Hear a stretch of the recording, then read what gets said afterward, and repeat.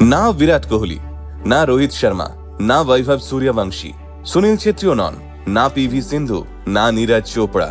বিশ্বের এই সব তাবড় তাবড় অ্যাথলিটদের পিছনে ফেলে ভারতের এই মেয়ে গোটা বিশ্বে দেশের নাম স্বর্ণাক্ষরে লিখেছেন। আগে হ্যাঁ, টাইমস ম্যাগাজিন 2026 সালে এই প্রথমবারের জন্য ইতিহাসের প্রথম 100 most influential people in sports তালিকা প্রকাশ করেছে। আর সেই তালিকায় একমাত্র ভারতীয় অ্যাথলিট হিসেবে জায়গা করে নিয়েছেন আমাদের বাঘিনী স্মৃতি মান্ধানা। আর এটা যে সে তালিকা নয়, এই তালিকায় রয়েছেন বাস্কেটবলের রাজা লেব্রন জেমস, ফুটবলের দুই মহাতারকা লিওনেল মেসি ও ক্রিস্টিয়ানো রোনাল্ডো, সঙ্গে goal machine Erling Haaland, tennis sensation Carlos Alcaraz এবং ফর্মুলা 1-এর কিংবদন্তি লুই হ্যামিল্টনের মতো বিশ্বসেরা স্পোর্টস আইকনরা। আর এইসব মহারথীদের মাঝখানে একমাত্র ভারতীয় হিসেবে দাঁড়িয়ে রয়েছেন স্মৃতি মান্ধানা। জানলে অবাক হবেন, স্মৃতিকে রাখা হয়েছে সবচেয়ে এলিট টাইটান্স ক্যাটাগরিতে। টাইটান্স মানে সেই সব খেলোয়াড় যারা শুধু ভালো খেলেনই না, বরং নিজের খেলাতে ডমিনেট করেন। আর এই একই ক্যাটাগরিতে রয়েছেন ক্রিস্টিয়ানো রোনাল্ডো এবং আর্লিং হালান্ডের মতো সুপারস্টাররাও। কিন্তু প্রশ্ন হলো, স্মৃতি মান্ধানাই কেন? আরো তো অনেক স্পোর্টস আইকন রয়েছেন। তাহলে চলুন সেই কেনর উত্তরটাই খুঁজে নিই আজকের এই ভিডিওতে। বাঁহাতি ওপেনার স্মৃতি মান্ধানার গল্পটা শুধু রান চেজিং নয়। আজ স্মৃতি শুধু একজন ক্রিকেটার নন, তিনি ভারতীয় উইমেন্স ক্রিকেটের অন্যতম মুখ। আজ তিনি আন্তর্জাতিক উইমেন্স ক্রিকেটে সর্বাধিক 17টা সেঞ্চুরির যৌথ রেকর্ডধারী। তিনি প্রথম ভারতীয় মহিলা ক্রিকেটার যিনি টেস্ট, ওয়ানডে এবং টি-20 তিনটি আন্তর্জাতিক ফরম্যাটেই সেঞ্চুরি করেছেন। আর 2026 সালের শুরুতে ভারতীয় ক্রিকেটে পুরুষ ও নারী মিলিয়ে সর্বাধিক টি-20 আন্তর্জাতিক রানের হকদারও তিনি। তবে শুধুমাত্র পরিসংখ্যানের জন্য নয়, 2025 সালের বিশ্বকাপ স্মৃতিকে এক অন্য উচ্চতায় পৌঁছে দেয়। ভারতীয় দলের ভাইস ক্যাপ্টেন হিসেবে তিনি দলকে বিশ্বকাপ জেতাতে গুরুত্বপূর্ণ ভূমিকা পালন করেন। পুরো টুর্নামেন্টে 434 রান করে মিথালি রাজের বহুদিনের রেকর্ড ভেঙে ভারতের সর্বোচ্চ স্কোরার হন। শুধু জাতীয় দলের জার্সিতেই নয়, ফ্র্যাঞ্চাইজি ক্রিকেটেও তিনি এক সফল ব্যাটার।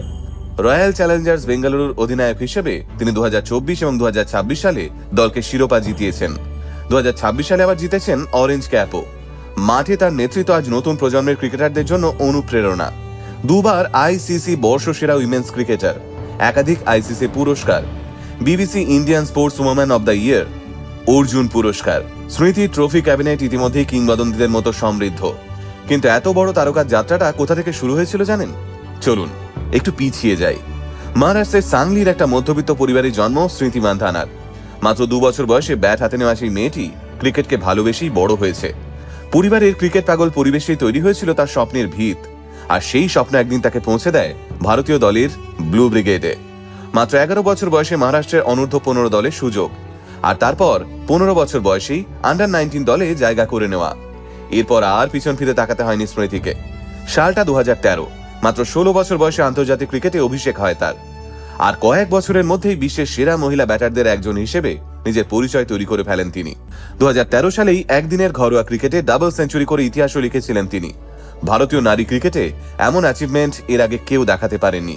মেয়েরা নাকি বড় রেকর্ড তৈরি করতে পারে না, মানুষের এই ধারণাকে এক কথায় ব্যাট দিয়ে ভেঙে চুরমার করে দিয়েছেন স্মৃতি।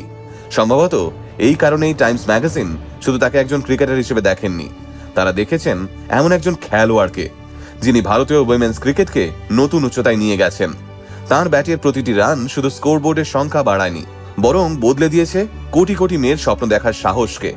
তাই যখন টাইমস ম্যাগাজিনের প্রভাবশালী স্পোর্টস আইকনদের তালিকায় ভারতের একমাত্র নাম হিসেবে উঠে আসে স্মৃতি মান্ধানা, তখন সেটা শুধু একজন ক্রিকেটারের সাফল্য নয়, সেটা ভারতীয় উইমেন্স ক্রিকেটের সাফল্য, ভারতীয় স্পোর্টস জগতের সাফল্য, আর সেই সব মেয়েদের সাফল্য যারা একদিন ব্যাট হাতে দাঁড়িয়ে নিজেদের ভবিষ্যৎ বদলে দেওয়ার স্বপ্ন দেখে।